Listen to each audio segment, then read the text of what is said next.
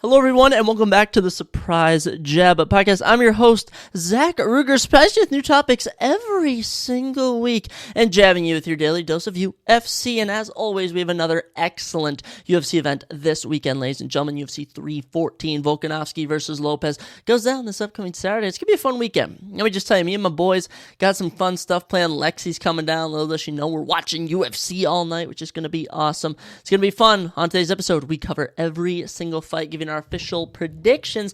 And if you haven't already, check out the Instagram and TikTok, my personal one. We don't have actually the podcast one we posted it on, but I did drop a 13-leg parlay. I don't know if those picks are going to line up with the ones we make today, but the ones on today's episode are the official predictions we are making. Also on today's episode, we're going to discuss some new UFC fights that have been announced. We're going to be talking about the final 3 games of the final 4 teams in March Madness, as we now know our champion. We're going to discuss everything that went down in those games as well. I went to WWE Monday Night Raw this past Monday, which was legendary. It was so much fun. I'm going to discuss my experience there and why I'm encouraging you to go to a WWE event if it's near you. Let me tell you, some people think it's corny. Some people even use the word gay. Let me just tell you, it is neither. It is so much fun, and literally the majority of the audience is grown adults. There's a lot of kids, but there's a lot of grown adults, and me and my boy Tyler, 22 years old each, and we are having the time of our lives at this event. But guys, let's not waste any more time. Let's get right into it with new UFC fights. Now, we haven't had, I would call it the biggest announcements as of late, but we have had some that we can discuss. First off, UFC Atlanta, Georgia, going down June 14th. The UFC is going to Atlanta. We're still not coming to Minneapolis. That's just not a thing. Minnesota, Wisconsin, just doesn't happen. Even Chicago, they haven't even been to Chicago. I guess they're going to Des Moines, but I'm not driving to Des Moines, Iowa. Anyways, UFC Atlanta, flyweight matchup. Cody Durden back in action as he takes on Jose Ochoa. Jose, 7-1, lost his UFC debut earlier this year. I can't even remember to who, honestly. It might have been, what is it, Kavanaugh? What's his name? Loner Kavanaugh or something? He might have beaten him. I honestly cannot recall, but Cody Durden, we've known him. This man has beaten Matt Schnell, Charles Johnson, Jake Hadley. He's a dog. He's an absolute dog, and like some of his losses are Bruno Silva. You got Joshua Van. He's fought in, I think, Tigran Bekov. He's fought in some very tough competitors in the UFC, and this should be a super fun fight. So I encourage everyone to watch this one. Keep it on your radar. I might go with Cody Durden, but Jose Ochoa, we'll have to keep our eye on him. He doesn't really have any notable names. He beat Omar Torres on Dana's Contender Series, but that's about it. Nonetheless, it's a new fight. Also, coming at you May 17th, UFC Vegas 106, a little prelim action most likely, as Matheus Jaguar Camilo, 9-2, making his UFC debut as he takes on Gabe Green. Gabe Green 2-3 in the UFC. Holds wins over Johan Lainez and Phil Rowe. Unfortunately for Gabe, he's most known as the guy who got knocked out in 13 seconds by, Brian Battle's his name. And other than that, he took Ian Gary the distance. Look, Gabe Green, yet to live up to much. He's 11-5. This will be make or break as he welcomes Matheus Camilo to the UFC. Jaguar, cool nickname. Born in 2001, trains at the same gym as Sean Strickland, Extreme Couture. I mean, this guy has the potential to be a fun opponent. Another new fight for you. UFC 317 going down June 28th in Las Vegas. UFC 317 doesn't even have a main event, but it has a fight card. Heavyweight action as Renata Diaz, who is 8-1 in the UFC. His lone loss, Marcin Tybura, takes on Justin Tafa. Justin Tafa, 7-5 professionally, 4-5 in the UFC. I mean, dude just has the worst luck. I swear, like, Justin Tafa just fights killers. He most recently had to fight Talashan Teixeira, got absolutely ran through. I mean, I think he just has terrible luck, but his knockouts of Austin Lane, Parker Porter, Juan Adams, all entertaining. This is going to be a tricky fight because, honestly, Justin Tafa is not as well-rounded as Renata Diaz is, and Renata was kind of humble in that Marcin Tybura fight, so this will be interesting. My early prediction is Renata Diaz, but things can change. Heavyweight division is not deep. Let me tell you, it's probably the most undeep division ever. The top 6 would beat everyone. There's really no newcomers that are coming up in the men's heavyweight division that can actually do damage. So we'll see how this one goes. I think Renata Diaz has the most potential to be successful of the two. Two more fights to bring to you. Rescheduled yet again, UFC 316 in Newark, New Jersey, June 7th, has Calvin Gastelum versus Joe Pyfer. This fight has been rebooked so many times. This is like the 3rd or 4th time this fight's been rebooked. We've been waiting to see Joe Pyfer back in action. His lone loss is a main event to Jack Manson where he just couldn't go 5 full rounds. he learned that, but I think he has grown since then. He's gone out and gotten a nasty knockout of Marc-Andre Braillard. I kid you not, that thing was freaking amazing. Put his lights out cold. As for Calvin Gastelum, I mean, it's been tough going, but his losses have aged pretty good. I mean, most recently, Sean Brady was the last man to beat him. That has aged pretty brilliantly. I think Calvin last fought, I want to say Daniel Rodriguez. Before that, it was Chris Curtis. So he's permanently moving to middleweight. Joe Pyfer is a very tough opponent to first greet you, and I don't know. I'm easily going to pick Joe Pyfer, but if Calvin Gastelum wants to bring back that old school style he had in 2018, I would be more than happy to watch it take place. And the final fight that we have, and one that I'm personally excited for, UFC Vegas 107 going down May 31st. I believe that's the card Macy Barber and Erin Blanchfield are main eventing, which is actually a women's fight I'm intrigued to see, unlike some of the others we get. But the Welsh gangster, Oban Elliott, in the men's welterweight division is back. 3-0 in the UFC, 12-2 professionally, most recently knocked out Basil Hafez in a brilliant performance. Takes on Ramiz Brahimaj. That's right, Ramiz Brahimaj, back in action. He is from Albania, I believe. Very interesting name, Ramiz Brahimaj, but he's from New Jersey. I'm pretty sure that's where he's grown up, but was born in Albania.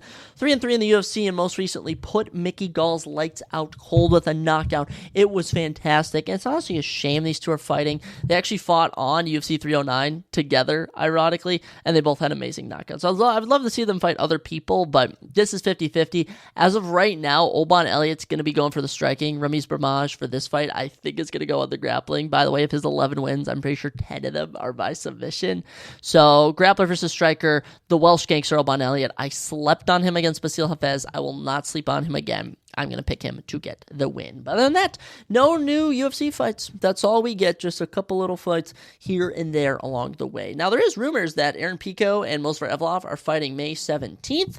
That is kind of coming up soon, and Aaron Pico has joined the UFC, which I'm very excited about, but I don't know if they're going to get that main event booked that soon. So that's all your new UFC fights. We'll continue to keep everyone updated as episodes continue to roll out, 2 a week usually.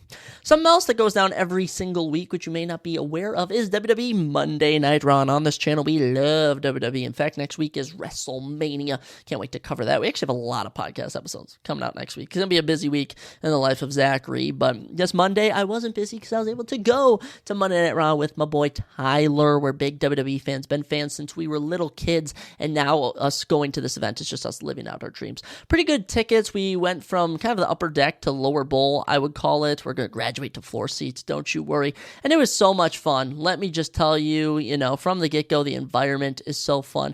Even the wrestlers that aren't big name, it's fun cheering for them. It really is. Tony Hinchcliffe was there. Bert Kreischer was there. They had just the most random people showing up. And it's definitely because of Netflix. Netflix apparently flew them out, but I mean, hey, always fun to see them. Bert Kreischer actually ended the show by choke slamming two jobbers, if you want to call them that. But overall, really good matches. They had this women's Intercontinental Championship match between Bayley and Lyra Valkyria, and I was very hesitant on it, but it started the show. It was a great wrestling match, and Lyra Valkyria won, just as I thought she would. We then had a 3v3 tag team match, or six-man tag, if you want to call it that. And you have Chad Gable. He's been going under this alias of El Excelento Americano or something. It's like the El Grande Americano, where he's like kind of mocking luchadors or something. And he was taking on basically Rey Mysterio's proteges. They're called LWO, Latino World Order. I don't even know any of the guys' names, but they were doing the craziest things. There were two moves. One was where this one guy ran off the back of two others and did basically a somersault in the air onto someone outside the ring. Then another guy jumped up to the top rope, off onto the rope outside the ring, and it was spinning in the air, almost like throwing a blade or something. It was so cool. Such a great matchup, and you even had the Creed brothers. Those are Chad Gable's cronies or partners in the match, if you will, and they were getting up there, and they were jumping off the top rope, which was beautiful to see. It was so much fun, such a great match, and it really, really was entertaining, let me tell you that. And Rey Mysterio got booked in a match against Chad Gable, or El Grande Americano, at WrestleMania. Trying to think what other matches they gave us. The New Day, they fought for the WWE, or wrestled for the WWE Tag Team Championships, and they lost by disqualification, or won, I guess, by disqualification, but they're just setting up a WrestleMania match. Nonetheless, the heel Kofi Kingston and Xavier Woods is so good. Let me just tell you, I love seeing them as heels. It really is entertaining. You also had Ludwig Kaiser appearing, Tiffany Stratton, who's the women's champion. She's always appearing on SmackDown. She's from Minnesota, so I wonder if Ludwig Kaiser made the trek to Prior Lake to go give her family a little visit. You also had Liv Morgan appearing there. She cut some little promo. You had Rhea Ripley, Sky, Bianca Belair. They cut a promo. It was kind of interesting. And then you had Penta versus Dominic Mysterio, which was so good. Penta versus Dominic was so good, and it ended with Braun Breaker hitting the craziest spear I've ever seen. He ran completely down the entrance ramp, literally hit Carlito with so much force, he flipped in the air. It looked like something out of a video game. It was phenomenal. It's been trending all over social media, and I was there in person to witness it. Truly, it was so fun. It was lots of fun. You then had Finn Balor come out, and they had Finn Balor as the final man hoisting the belt in there. It was a very weird call on their part, but nonetheless, Braun Breaker is an absolute savage, and seeing how fast he moves and how strong he is, it is absolutely insane. And Penta, Dom, we know how good they are. They put on a very surprising match. I can't lie. The moves they were pulling out, very intriguing. Very much love that. Then capped off the show with a little promo with Seth Rollins, Paul Heyman, and CM Punk. And I love seeing CM Punk, but kind of would like to end with a banger match. I'm not going to complain. I'm sad we didn't see Cody Rhodes or John Cena. But actually, speaking of John Cena, he's only appearing on the final SmackDown before WrestleMania. So you know how busy he is. He's got that Rock. He's got that freaking, who are some other part-timers? Basically, the Rock and John Cena, the major part-timers. Brock Lesnar, Roman Reigns. He only appears on a few shows. So at least we were able to see Seth Rollins and CM Punk because they were super entertaining. They're good entertainers, I shall say. Other than that, great experience. Had some great chicken there. I had this buffalo dry rub chicken and fries. Fantastic. Really caught me off guard how delicious it was.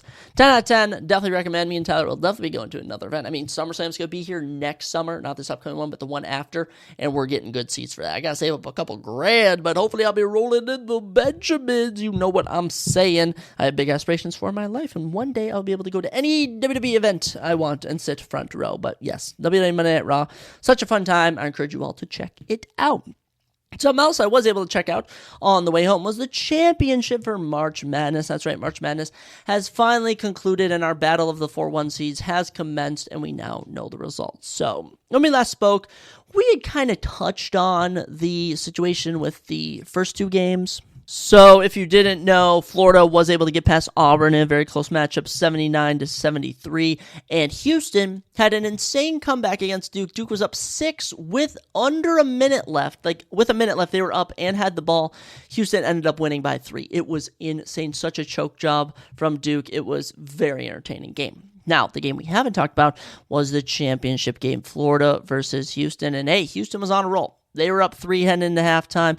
They were doing fantastic. And this was a very unexpected final two. Houston, they were a 1 seed, but they were also the 1 seed that not a lot of people are going far. Oddly enough, they make the championship.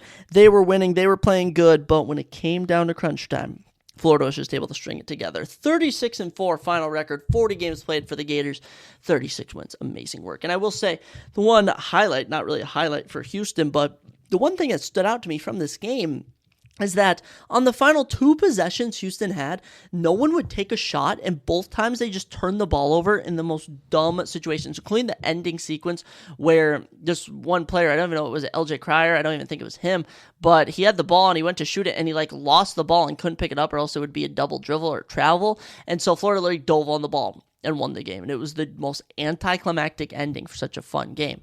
Florida, 65-63, gets it done, wins their 3rd national championship, and this team was just a bunch of dogs. That's all I gotta say. Alex Condon, 12 points, 7 rebounds. Walter Clayton drops 11 points, 7 assists, 5 boards. Will Richard, 18 points, 8 rebounds. He was a stud. Thomas Howell, 5 and 5 rebounds and points. Denzel Aberdeen, 7 points, 2 rebounds. Good team effort from everyone on Florida. For Houston, LJ Cryer at 19. Other than that, Emmanuel Sharp, 8. Javier Francis, 8. Malik Wilson, 9. It was pretty much the LJ Cryer showing. At the end of the day, that's just not going to get it done. Both teams shot pretty bad, under 40% each. 3-pointer percentages, 25% and 24%. Nothing was falling in this game. 65-63. Generally a pretty low-scoring game for both teams. Free throws ended up being the key for Florida as they had 8 more and made 81% of theirs compared to 64% for Houston. Yikes.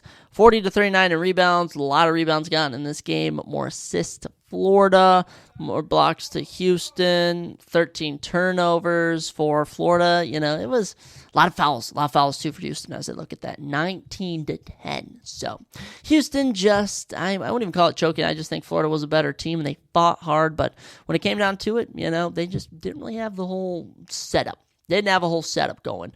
I will say that final possession was really hard to watch. Really tough to watch. But as we look at the path for Florida, not too bad of a journey to the Final Four, especially to win the championship, I should better say. Round one, every one seed just takes on a bum. Norfolk State beat them 95-69. Next up, probably one of their toughest games they had to have, probably the toughest 1 versus 8. They take UConn to a 2-point game. Crazy. Then what everyone thought would be a close game, Florida and Maryland ended up not being a close game, all right, as they manhandle them 87-71. Elite 8, they beat the number 3 seed Texas Tech 84-79. They then best Auburn, they then best Houston. I think Florida had a lot of competitive games. They really earned this March Madness, and I will say the favorite Duke losing was shocking, but Cooper Flagg had the final shot.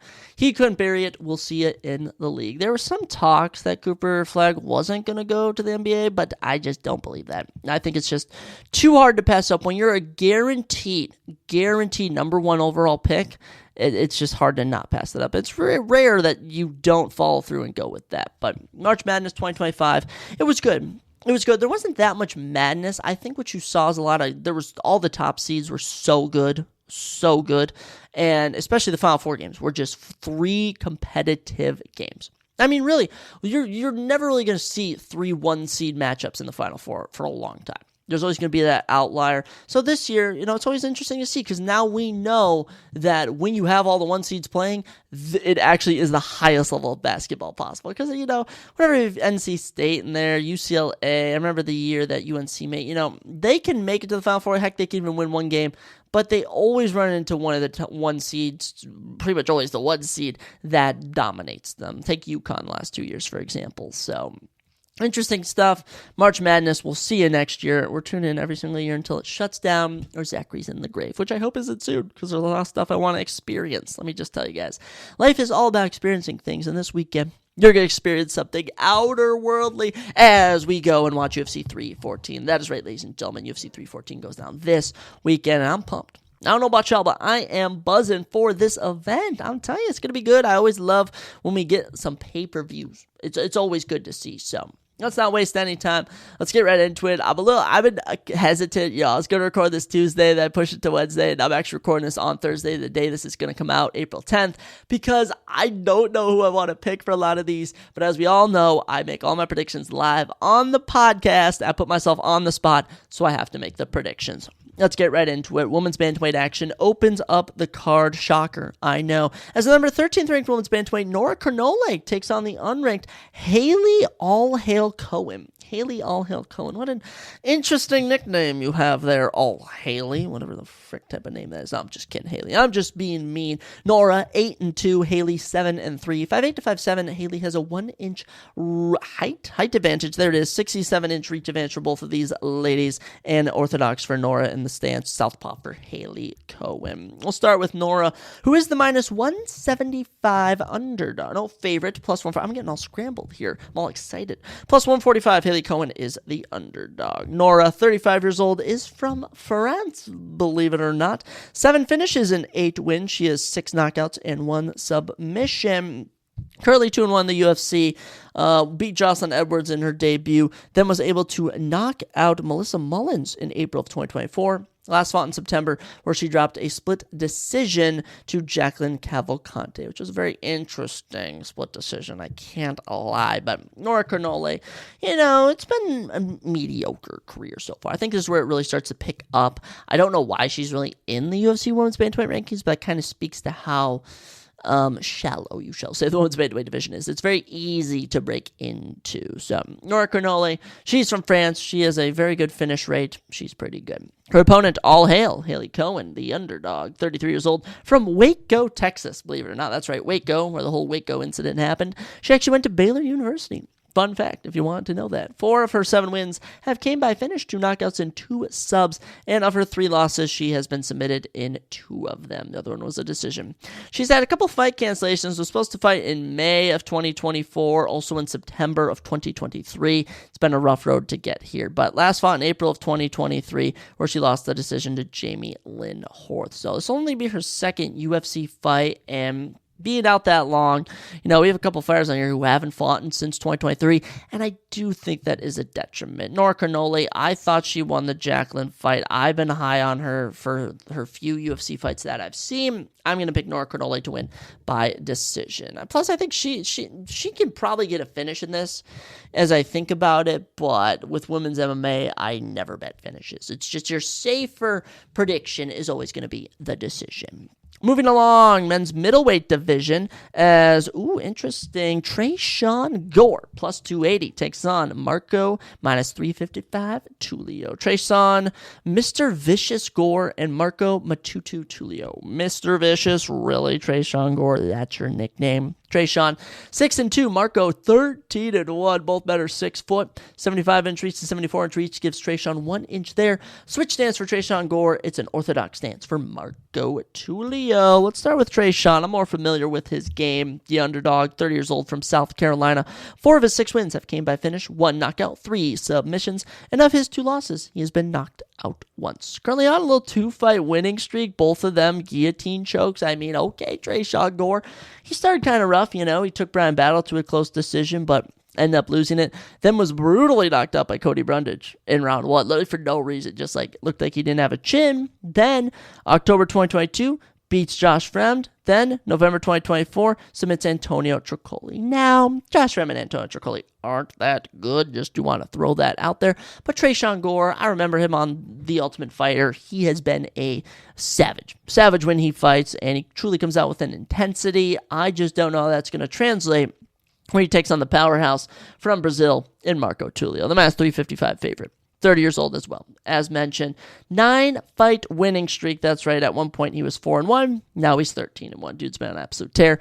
10 of those 13 wins by finish, including 9 knockouts and 1 sub. Of his 1 defeat, he has been knocked out in that loss. Came on Dana White's Contender Series twice. Couldn't earn a contract on Season 7, but on last season, he was able to get a spinning back kick to earn a contract. Had his debut in January against Ira Portera and knocked him out in 3 minutes. Look, Tresean Gore, you may be bringing the intensity, but Marco Tulio has been an absolute racehorse to start his UFC career. I would hate to see Tresean Gore be Marco Tulio's ceiling. So I am going to pick him to win by knockout, but I would err on the side of caution with Tresean Gore. That boy can always pull out a sneaky little upset. However, I just don't think he's fought a true competitor up to high-level standings compared to who Marco Tulio's been fighting. So Marco Tulio to win that contest. From the middleweight to the flyweights, as we have Sumadarji, the Tibetan Eagle, taking on Mitch Raposo. Sumadarji, the one named man, 16-7. Mitch, 9-2. 5'8" to 5'5". Sumadarji has 3 inches in height and 8 inches in reach. 72-64. Southpaw with that left for Sumadarji. Mitch uses a switch stance. Wow. Sumadarji, minus 225, is the favorite. Mitch Raposo, plus 185, is the underdog. 29 years old, from China. Of his 16 wins, he has 14 finishes, 13 knockouts, and 1 sub. I absolutely love Sumadarji. Now, I can't lie, Sumadarji, of his 7 losses, he has been submitted 6 freaking times. That's right. This boy just cannot catch a break with submissions. My goodness. Now, he's had some good wins in the UFC. Knocked out Malcolm Gordon, 1-2 decisions, but for Fight of the Night against Matt Schnell, he was winning it, then got upset. Against Tim Elliott, was just not ready for that level. And the Charles Johnson fight, he fought Charles Johnson in Charles Johnson's incredible prime run. So what are you going to do, Sumadarji? Sue will be coming back, and I do give him a good shot here. They're having him fight someone of a lesser caliber, I'll say. But 29 years old, he has almost 30 fights under his belt. He's been a powerhouse so far. Now, just needs to get a win, or else he's probably going to get cut. Mitch Raposo, his opponent, 26 years old from Massachusetts. 7 of his 9 wins by finish, 4 knockouts, and 3 subs, and he has 1 loss by submission. That was actually on Day One's Contender Series to Jake Hadley in 2021, and he had a short-notice fight in 2024 against Andre Lima, where he lost by split decision. So Mitch Raposo, very good, just tough going for his 2 UFC fights, he said. Obviously, Jake Hadley and Andre Lima aren't easy walks in the park for people who aren't very, very talented. I would just say that this one is going to depend who shows up. Who's going to show up and want it more? And all signs would point to Medarji. Now, if you want a good upset, I do like Mitch Raposo at plus 185, but something about these China boys. Super Darji, gotta love rooting for him. Who did I root for to beat Cody Steele? Rong Zhu, the one-name Chinese fighters. They're just so fun to root for. Should be entertaining, but we'll see what takes place. Final fight of our early prelims takes us back to the middleweight division as we have Cedric the Reaper Dumas, should be Cedric DUI Dumas, as he takes on Mikel Husar Olkajacek. And Michael is the minus 190 favorite. Cedric rightfully is the underdog. Ugh, man, it's a terrible human being. Cedric 10-2, Mikel 19-9 with a no contest. 6'2" to 6 foot. Cedric has 2 inches in height and 5 inches in reach. 79-74. Orthodox for Cedric, southpaw for Michael Olkajacek. So it has been majority of Cedric Dumas in the height and reach, but in terms of how they've actually performed, we'll take a look at that. Cedric, 29 years old from Florida. 6 of his 10 wins have came by finish, 4 knockouts, 2 subs. Both of his losses have came by being finished, or both of his losses he's been finished, once by knockout, once by submission. He last fought in August of 2024, but he did have a fight booked in January of this year. Unfortunately, it didn't come to fruition. Let me list you off some of his wins. Dennis Delulin, Abu Azatir, Cody Brundage. He also has a loss to Nurmagomedov in March of 2024. Cedric Dumas, most known for people for having a DUI. I'm pretty sure he might have punched his girlfriend or something. This dude is not a good person. He's a criminal. He's got tattoos on his face and they aren't looking cool. Yeah, not a big fan of Cedric Dumas. As for, his UFC career, he said he has a kickboxing background, yet from a majority of his fights, unless he's been knocked out or finished pretty fast, he's been grappling. And he gets taken down, he'll get a takedown. He doesn't really have a set style, and I think that might be a detriment when he takes on Mikel Olkajacek. Mikel, 30 years old from Poland. He is the favorite, but he actually now trains in Brazil. Funny enough, 15 of his 19 wins have came by finish, 14 knockouts and 1 sub. Interestingly enough, of his 9 losses, he's been finished in 7 of them, 6 by sub. So if you're going to see Cedric win anywhere, it's in the submission department. As of right now, Mikel is on a 3-fight losing streak and is 1-4 in his last 5. Now let me just read you the people he's lost to. Kyle Barallo, Michelle Pera, Kevin Holland, and Sharon Magomedov. So, let's not act like he's losing to bums. By the way, fight of the night against Sharon Magomedov in August was his last defeat. I just think he's had some terrible luck. Some of his other losses, Dustin Jacoby, Jimmy Crute, Owen St. Preux, Kirill Roundtree Jr. had no contest. He's only really lost to tough competitors. Beat Chidi and Chukane in 2023, so it's been almost 2 years in August since his last win. This is where he rallies. So, okay, Michael Olkajacek, he's bringing that knockout power. He's getting the win over Cedric Dumas. Let me tell you, Michael Olkajacek, he is going to finally get a knockout win. I'm rooting for you, Michael. I'm pulling through. I'm pulling for you, Michael Olkajacek. That's all I'm going to say. I sincerely hope that he can win this one because I'm not a big fan of Cedric Dumas. With that, we move from the early prelims into the regular prelims as we are kicked off with a featherweight matchup between Darren the Damage Elkins and Julian Juicy J. Rosa. These are just 2 guys that make the rounds fighting unranked contenders similar to themselves, and now these 2 are finally crossing paths. Darren Elkins, 29-11. This is major fight 41 for him. Julian, 30-12. This will be professional fight 43. 2 veterans with almost 85 total fights in experience. 74-71, you get 3 inches in reach for Julian Erosa, and he also has 3 inches in height, 6'1" to 5'10". So Julian coming in with a bit of a size advantage, but will it help him? I don't know. As do Darren Elkins. Darren Elkins plus 280, Julian Erosa minus 355. Darren the Damage, actually on a win streak. Funny enough, 40 years old, born in Indiana, now trains and lives in California. Of those 29 wins, he's gotten 15 of those by finishes, 7 knockouts and 8 subs. Of his 11 defeats, he's been knocked out 4 times and submitted once. Darren, done with the UFC. Since I want you to guess, guys, just take a quick guess in your head. 3, 2, 1. 2010. That is right. This has been his 15th year in the company, and man, he's fought Charles Oliveira, Diego Brandao, Chad Mendes, Jeremy Stevens. He's fought Mirsad Bektic, Michael Johnson, Volkanovski, Ryan Hall, Nate Landwehr, Cub Swanson, Jonathan Pierce. He's fought some tough SOBs. As of right now, he's had one fight the last 2 years, and he's currently on a 2-fight winning streak. He beat TJ Brown in 2023, and in October 2024 had a fight of the night victory over Daniel Pineda. Oddly enough. Very oddly enough. That's interestingly enough to know. I wasn't aware of that. Darren Elkins coming in with not just a win, but a fight of the night win. Actually, I kind of remember that fight. It was really bloody, if I think of it correctly. If I think of it correctly, it was a pretty bloody fight. So, Darren coming into this one, he is older, but Julian Erosa, 35, is no spring chicken himself. The favorite from Washington has 25 wins by finish of his 30 total wins. Insane. 11 KOs and an outstanding 14 subs. 7 of his 11 losses, though, have came by knockout. Okay. Also on a 2-fight winning streak. Both of them round 1 guillotine chokes. Similar to, who did we mention earlier? Trayshawn Gore, 2-fight win streak with 2 guillotine chokes.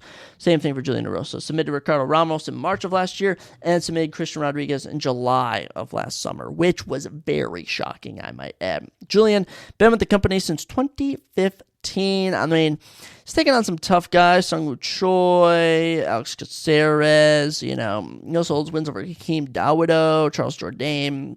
Julian Erosa is pretty nasty, and as much as I love Darren Elkins, I do think he leaves himself exposed at times, and Julian's been really capitalizing on people leaving their necks open. Like I said, the 14 submission wins speak for himself, so we're going to ride with the favorite, Julian Erosa. But if you're a degenerate and you love to bet, I actually don't bet. It's actually fun. I was actually talking to a friend today, and someone that they know is having a sports gambling addiction. I just want you all to know I don't actually bet, but I give you the props to bet. That's all you need to know, that if you want to make some money, you can pick all the UFC fighters I predict. As we are 94 and 50 on the year, I think it is. But Julian Erosa over Darren Elkins, and I think he's going to get it done in the submission realm. That's what I think is going to take place. Moving into our next regular prelim, and it is just phenomenal, guys. I absolutely love it. Jim A10 Miller, Chase the Dream Hooper. I have been torn on this all week. I like both of these guys. It doesn't make sense that they're fighting. I really wish they weren't fighting, but they are, and we're going to have to deal with it. Jim effing Miller, we love him. 38-18 with 1 no contest. My man's approaching 60 professional fights. It just impeccable. Chase Hooper, 15-3-1. He's been doing excellent as well. He has a 5-inch height advantage, 6'1" to 5'8", and he has 3 inches in reach, 74 to 71. Southpaw stance for both of these gentlemen. Let's start with the underdog here. Jim Miller, plus 550. Chase Hooper's at minus 800. These odds have been dwindling a tad. They were inflated where Chase was over 1,000. Jim Miller was like plus 600, and it's slowly going down, but still not completely. Jim, 41 years old, from New Jersey. Actually went to Virginia Tech for college, funny enough. 28 of his 38 wins have came by finish, 7 knockouts, and 21 subs. Crazy. Of his 18 losses, he's only ever been finished 5 times. 3 by sub and twice by knockout. He's a very tough guy to finish. Most recently, beat Damon Jackson in November, where he submitted him in round number 1. And by the way, his last losses, decisions to Bobby Green and Alexander Hernandez. You can even go back to Joe Selecki and Vink Pichel in 2021, 2022. But this Jim Miller that we've grown to love really gave birth in 2021 when he went on a 3-fight winning streak, winning all of the fights in round 2, getting a finish. Then would lose to Alexander Hernandez, then followed up with 2 more finishes of Jesse Butler and Gabriel Benitez. So he's kind of gone 3 wins, a loss, 2 wins, a loss, and now a win. What will he do from here? I don't know, but Jim's been with the company since 2008. He is a legend. He is phenomenal. We love Jim Miller around here, and it'll be interesting to see how he does as he truly fights a rising prospect. It's rare they feed actual prospects to Jim Miller, and it's what they've done here, oddly enough. Chase Hooper, the minus 800 favorite, 25. There's a 16-year age gap between these guys. He's from Washington. Of those 15 wins, 12 by finish, 4 knockouts, 8 subs. And of his 3 losses, he's only ever been finished once, which was by Steve Garcia in 2022. Since moving up from featherweight, he's gone 4-0. 4-0 with 3 finishes. And by the way, his last 3 wins have all came by finish. A round 1 rear naked chokehold, a round 2 Darce chokehold, and most recently over Clay Guida in December, a round 1 armbar, which got him a performance bonus. Interesting. Very, very interesting. You just don't know what to expect with Chase. His grappling's been phenomenal. His striking's looked phenomenal. I have no idea how he didn't finish Nick Fieri in their fight in May of 2023, but That's just me. His losses are to Alex Caceres, Steven Peterson, and the Steve Garcia one was rough, but he's learned since then. He's aged, he's grown wiser, and there was at one point that Chase Hooper was like 20 years old fighting in the UFC, and now he's 25, and it's just tough. It's really tough because I really want to pick Jim Miller, but something just strikes me as if he's dropping decisions to Hernandez and Bobby Green, I think that Chase Hooper has the power to finish him. Now, don't get me wrong, I love Jim Miller. I'll pick Jim Miller most days, but I do think we are going to go with Chase Hooper to win this one. In what facet, I can't be sure, but it's not even that he's a minus 800 favorite. That should be a key indicator for me. I just think he has been on such a tear at lightweight, and with a win here, he's probably going to be being in the discussion for a ranked opponent. Lightweight's a very tough division to hang in, and this one should be a good one. Moving into our next contest, some ranked women in the women's strawweight division. Hello, ladies. As the number 3 ranked Virna Jandiroba takes on the number 1 ranked Yan Chai. That's right. 1 versus 3 in a division on the prelims. That's women's MMA for you. Yan Chaonin, the number 1 ranked woman in the world, plus 125. Virna Jandiroba, minus 115. Not actually in the world, but number 1 contender. Yan Chaonin, 19-4 with a no contest. Virna Karkara, Jandiroba, 21-3, 5'5" to 5'3". Yan has 2 inches in height. Jandiroba has 1 inch in reach, 64-63. Orthodox stance for both of our ladies. That's right, ladies. You go, girls. You go, you get in the octagon, and whoever wins will be the number 1 ranked woman in the world. Funny enough. Yan Chaonin, 35 years old from China, but now actually trains in California. Funny enough. 9 of those 14 wins are 19. 9 of 19, I meant to say, are by finish. 8 knockouts, 1 sub. Of those 4 losses, once she's been knocked out and once she's been submitted. Only losses in the UFC, Carlos Esparza, Maria Rodriguez, and most recently Yan Chaonin at UFC 300. Not Zhang Chaonin, Zhang Weili. You had a little Chinese battle there. And Zhang Weili dominated. Absolutely ran through her. Did pick a win over to Tabitha Ritchie in UFC Macau in November, but it's been just decisions. Literally all decisions besides the knockout of Jessica Andrade, which earned her a title shot. That's the only finish she's ever gotten in the UFC. It's been, not awful. I mean, she's picked up wins for Angela Hill, Claudia Gadelha, Caroline Kowalski. Very good women, Mackenzie Dern as well. It's just not the most entertaining. And I'll say, that's the one thing that'll hold you back. You need entertainment, you need moxie, you need pizzazz. And Yan Chaonin doesn't possess that. Now, I'll tell you who else doesn't really possess that, and that's going to be Virna Jandiroba, her opponent. 36 years old from Brazil. 1 KO and 14 subs. Give her 15 of 21 wins by finish, which I love to see. And she's never actually been finished. Over 3 losses, never been finished. She did have a fight booked against Tatiana Suarez in December of last year. That, of course, never took place. So, last time she fought, July of 2024, where she armbarred Amanda Lemos in round number 2. On a 4-fight win streak, wins over Lupe Godinez, Marina Rodriguez, Angela Hill. Pretty good. Been pretty good. Has a couple losses to Mackenzie Dern, Angela Hill, Carlos Esparza, but I wouldn't hold that against her. Look, I'm not a fan of Virna Jandiroba, and I can't explain why. I wish I could. I'm just not. And when I'm going to see these 2 women locked in the cage, if I actually watch this fight, I'm going to be rooting for Yan Chaonin. And truly, when I think we get down to it technically and very skillfully, I'm going to go with Yan Chaonin. I just think she's able to survive any submission attempts, maybe even get a little TKO, and work her way back to maybe a rematch with Zhang Weili in China. Wouldn't that be legendary? I would love that. I feel like the people would love that. This is on the prelims for a reason. Getting into our final prelim of the night, men's featherweight division, and we get a little ranked action. That's right, the number 15th ranked men's featherweight, Dan 50K Ige. Love him as the plus 140 underdog as he takes on Sean the Sniper Woodson. Dan Ige 18-9, Sean Woodson 13-1-1. Here you go, folks. You're going to love this one. 7-inch height advantage for Sean Woodson, 6'2" to 5'7", and 7 inches in reach, 78 to 71. Orthodox stance for both of our gentlemen. Crazy, man. The 15th ranked Dan Ige, love him, hate him. Actually, if you hate Dan Ige, there's something wrong with you. 33 years old from Hawaii, 11 of his 18 wins by finish. He's gotten, where's it at? 6 knockouts, 5 subs. Of his 9 losses, dude's never been finished. I mean, Dan Ige is the toughest guy to put away. And I can't lie. He's on a 2-fight losing streak. He's 1-3 in his last 4. Last win came against Andre Fili in February of 2024. There's a lot of context here. Let me read you the only men to beat Dan Ige in the last, we can even go 5 years. Calvin Kattar, the Korean Zombie, Josh Emmett, Mosvar Evloff, Bryce Mitchell, Diego Lopez, and most recently, Lerone Murphy. Now, who did I just list off, ladies and gentlemen? How about the number 3, the number 4, the number 8, the number 10, the number 14, and the number 13 ranked contenders in the world? That is right. You truly have to be elite level to not just beat Dan Ige, but to even have an attempt at finishing him. He's just almost impossible to beat. So he did drop Lerone Murphy. I do want to point that out. Took Diego Lopez the distance and actually won a round over him. He's tough as nails, and I think the main test here is that Sean Woodson has a huge size advantage, but I do think Dan Ige knows the way to work around that. Sean Woodson, the sniper, 32 years old from Missouri, currently rides a 6-fight winning streak. Of his 13 wins, he only has 5 finishes, 4 knockouts and 1 sub, and of his 1 loss, he was submitted in it back in 2020 when Julian Erosa submitted him. How about that? Julian Erosa, who we just recently mentioned and actually predicted to win.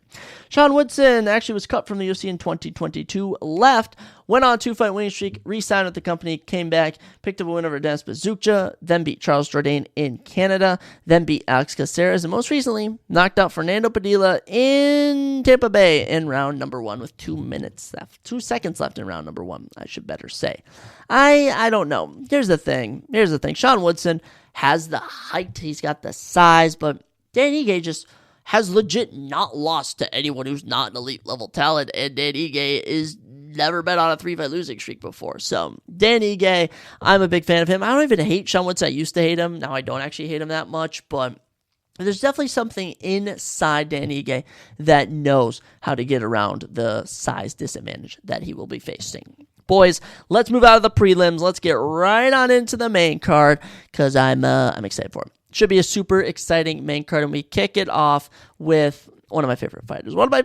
I love this guy, and this matchup here is very crucial to the men's light heavyweight division. As we look at the rankings, the number 8 ranked Nikita Krylov returns after 2 years, take on the number 11th ranked on his return campaign, Dominic the Devastator Reyes. Heck yeah, the minor Nikita Krylov. I didn't even know his nickname was the minor. 30-9, dude. Nikita Krylov, tons of experience. This is his 40 professional fight. Dominic Reyes, 14-4. 6'4" to 6'3". Reyes has 1 inch in height, and they both have a 77-inch reach and orthodox and southpaw for Krylov and Reyes, respectfully.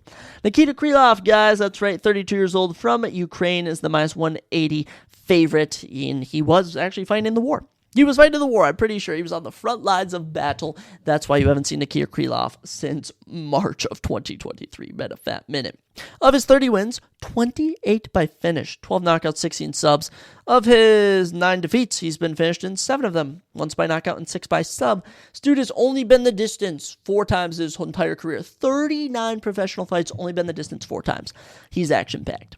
Been a while since he last fought. He did have a fight booked against Azamat Murzakanov last year.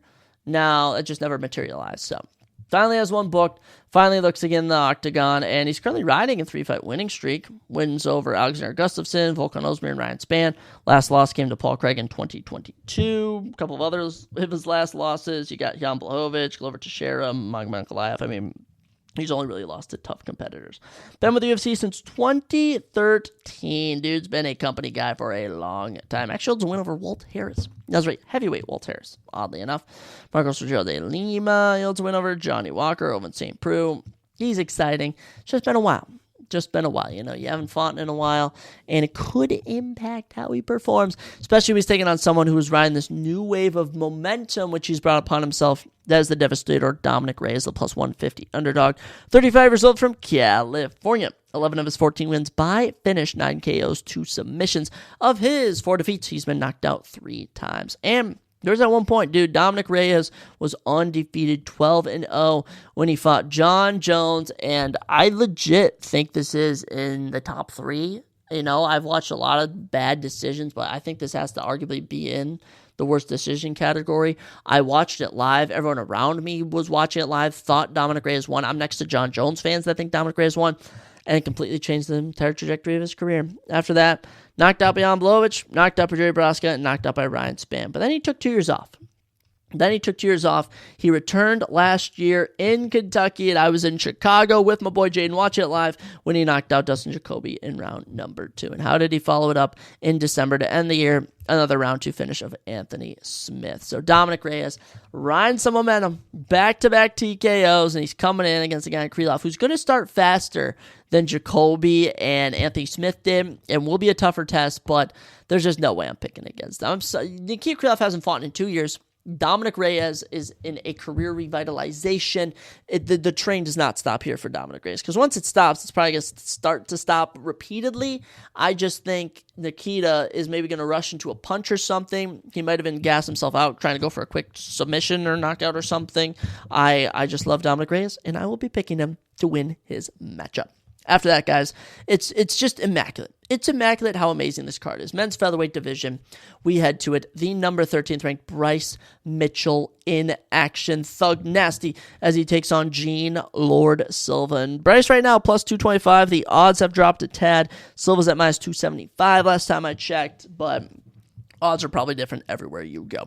Bryce Mitchell, 17-3. Gene Silva, 15-2. 5'10" to 5'7". Bryce has 3 inches in height and has 1 inch in reach. Southpaw for Bryce, orthodox for Gene Silva. This is tricky, guys. This is tricky because we all know that this fight was set up because Bryce Mitchell inadvertently said, I'm not even going to try and defend the guy. Like he basically said that he likes Hitler. It was taken very out of context, but nonetheless, he did say something along those lines. And the UFC fans wanted him to be cut from the UFC, and Dana's like, we promote free speech here. All right, I don't agree with what he said. I'm sure most of you don't agree with what he said. This is a free speech company. How about we just put him against one of the killers on the come up, and that's Gene Silva. And it seems fitting. It seems fitting because if Bryce Mitchell wins this, he is gonna be letting people hear it. Let me tell you that. But Thug Nasty, 30 years old from Arkansas, 10 finishes and 17 wins. I rarely see finishes from Bryce Mitchell though.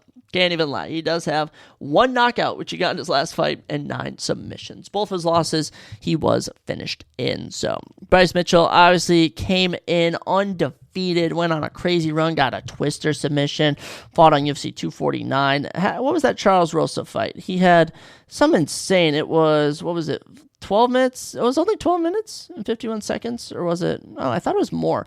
He's had one fight where he had like 14 minutes of control time. It was crazy. Beat Edson Barbosa, beat Andre Fili, then ran into Ilia Topuria in December of 2022. Little did we know how good Ilia Topuria is. And honestly, he took Ilia Topuria down and was standing with him. Now, don't get me wrong, he got dropped and submitted in arm triangle, but he still stood with him. Follow that up, beat Dan Ige. Well, I tell you, got to be good to beat Dan Ige.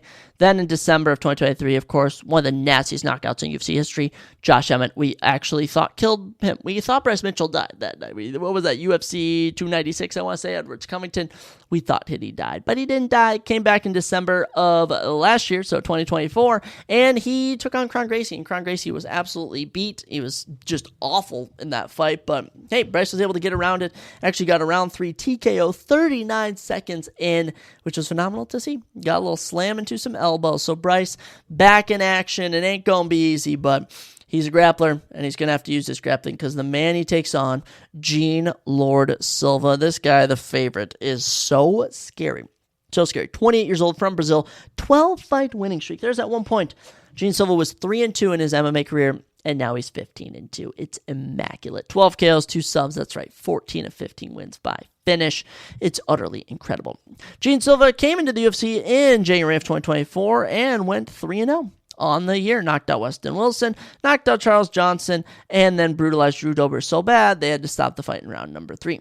Returned in February, taking on Melsik Bagdasaryan, and beat the brakes off of him, okay? It humbled him so incredibly. And Gene Silva is just ready for that next level. He truly is. And I would have preferred a striker.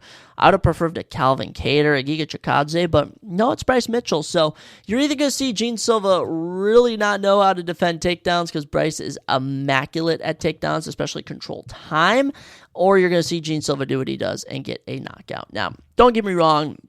I don't hate Bryce Mitchell at all. In fact, I do kind of like the guy. Now, I don't agree with anything he said, but some tells me he might pull off the upset, but I'm not betting against any fighting nerds. Of course, if anyone doesn't know the fighting nerds, Carlos Prates, Carlo Bahayo, Gene Silva, and Mauricio Ruffi, they have just been so incredible, and I'm just going to continue to pick them until they lose. So maybe this will be the fight that Gene Silva finally loses, but all signs point towards him knocking out Bryce Mitchell. Usually is either a key indicator he gets the knockout or he gets brutally defeated somehow. But this is a fantastic fight. All eyes on this one. Following that, it just gets even better as Yair El Pantera Rodriguez, the number 5 ranked featherweight in the world, welcomes to the UFC Patricio Pitbull Freire. That is right, Patricio Pitbull in a UFC octagon. It's impeccable. It's honestly impeccable. This is a legend of Bellator, fought in PFL. Just a guy who has never just been in the UFC. He's always been a top guy outside the UFC. Now that he's here, it's going to be very interesting to see how he does. Let's look at the tape here. Yair, 20-6, won no contest. Patricio, 36-7. Insane. 36-7 at the top level. That's impressive. 5'11 to 5'6. Yair has 5 inches in height, 4 inches in reach, 71-67, and they both stand in an orthodox position. Yair minus 200, Patricio Pitbull plus 165. So Yair, number 5 ranked featherweight on the planet. 32 years old, from Mexico, but actually trains out of Chicago. I don't know if he lives there, but he does train out of Chicago. 13 of his 20 wins by finish, 8 KOs, 5 subs, and out of his 5 defeats, he's actually been finished 4 times. 3 of them by knockout, once by submission. Yair, been with the UFC since 2014, was at one point on an incredible run before he ran into Frankie Edgar, was then able to pull off an insane last-second knockout over Chan Sung Jung, had some awkward run-ins with Jeremy Stevens, then was able to take on Max Holloway in a close fight of the night. Following that up, he beat Brian Ortega and won an interim title fight against Josh Emmett before running to Alexander Volkanovski. But this was prime Volk. Okay, Volk ran through him. Last time he fought, February of 2024, where he was submitted by Brian Ortega in round number 3 in one of the biggest choke jobs I've ever seen. Yair had Ortega out of there in round number 1 and just freaking lost it. So in a weird way, Yair is on a 2-fight losing streak, which just makes no sense. And he's been finished in round 3 in both of those fights. So maybe round 3 is the key round to watch out for him in. But hey, Yair inactivity has kind of hurt him. It's just kind of been whatever. We'll see how he does as he takes on someone who is 5 years older than him. Look, he's 37. 37 years old for Patricio Pitbull. Now, from Brazil, 14 of 36 wins by finish. I wish that, 24 of 36. My 1 looked like a 0. 12 KOs, 12 subs, 24 of 36 wins by finish. That's what I like to see, Pitbull. Heck yeah. And of his 7 losses, he's only been finished 3 times. 2 by knockout, 1 by sub. Last time he fought, March of 2024, where he got a round 3 TKO over Jeremy Kennedy. I want to say someone, but welcome to the UFC, my friend. He's 1-fight win streak, if you will. Taking on Yair. Look, he's similar to MVP. He's similar to Michael Chandler when he joined the UFC. He's Kaya Sakura. These guys that come over, it's always entertaining. Kaio Higuchi when he ends up fighting. I love to pick them. There's just something about picking these guys I just absolutely adore. And I've never picked Yair. Just never really picked Yair. You know, I think I had him beating Brian Ortega. Then he lost, but the Volk fight, what other fight did he have? He had the Josh Emmett fight. I didn't pick him. You know, I've never really seen it with Yair. And honestly, the last fight out really showed him quitting.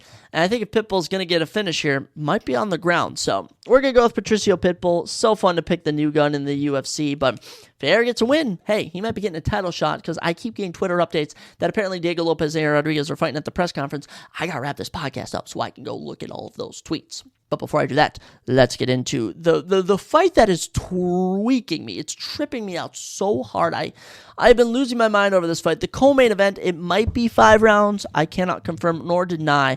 But the number 12 ranked and the number 7th ranked Paddy Pimblett and Michael Chandler go to battle in the men's lightweight division. And Michael Chandler plus 125, minus 150. Paddy is currently the favorite. Could you believe it? Iron Michael Chandler, 23-9. Paddy, the Paddy Pimblett, 22-3, man. Stacking up them wins. 5'8 to 5'10. Paddy's got 2 inches in height and 2 inches in reach, 71-73. Both men use that right hand in the orthodox fighting position. Let's start with the number 7th ranked Michael Chandler. Iron Mike, the underdog, 38, man. 38, him and Pitbull getting up there in age.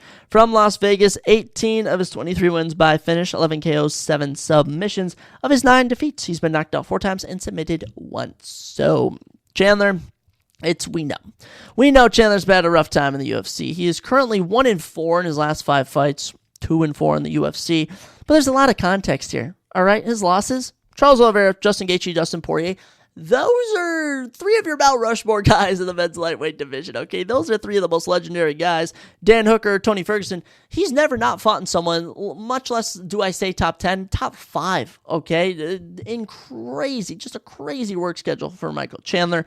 Lost 2 years of his prime waiting for a Conor McGregor fight, which never came and never will. Ended up fighting Charles Oliveira, and even though it was a fight of the night, I was watching, it was entertaining, yet when you look back, it's just Charles Oliveira grappling him to death. It really is, and I was perplexed as I went back, and I was like, nothing really happened that fight. Round 5 was the highlight round of the entire fight, so we'll see how Chandler does. All signs would point towards him winning, but honestly, he's got the feet. We all know he's got Paddy beat on the feet, but there's just one place he doesn't have him beat, and that's the ground. So, Paddy Pimblett, let's take a quick look at him. Look, we love Paddy. We love Paddy. We have a Paddy Pimblett shirt. 30 years old, the favorite from Liverpool. 8-fight winning streak for Paddy the Baddy. 5 KOs and 11 subs. 16 of 22 wins by finish. Love to see that. A lot of high-level finishers in this fight.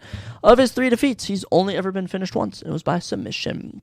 So far, a perfect 6-0 in the UFC, and after starting his career on a 3-fight finish streak, would run to a tough decision against Jared Gordon, and then a tough decision against Tony Ferguson, where he really, really had to pull it together.